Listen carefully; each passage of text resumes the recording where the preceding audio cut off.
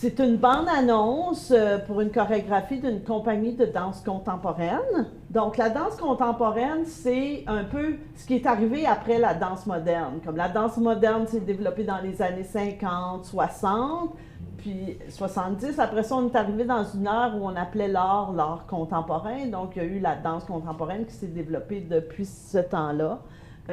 Jusqu'à encore aujourd'hui, on a différents styles de danse contemporaine.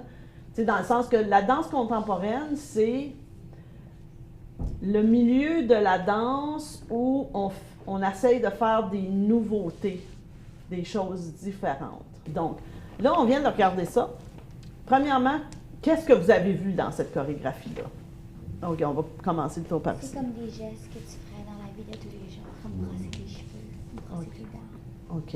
Comme les mouvements étaient vraiment intenses. Beaucoup d'intensité. Tu pourrais voir que comme chaque personne avait beaucoup d'émotions à leur partie dans la danse. Mhm.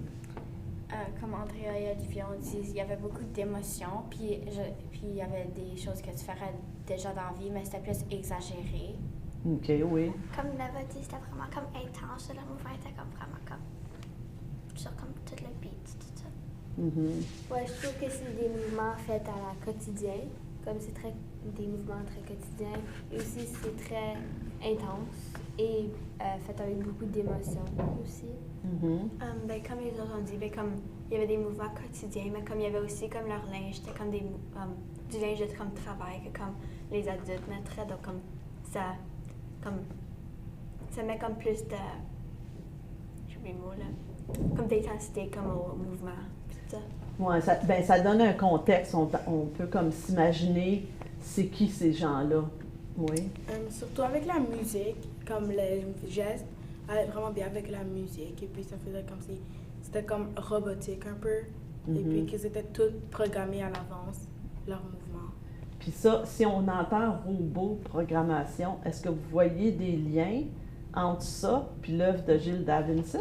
Ouais. Parce que c'était comme chiffre numérique, comme les robots ont besoin de ça, puis comme la technologie. Mhm. Et puis comme l'œil qu'il y avait pour voir, comme essayer de trouver le chemin, comme l'œil qu'il y avait dans le dessin, pour essayer de trouver le chemin comme pour aller. Oui, se retrouver dans tout ça, dans nos vies quotidiennes un peu folles,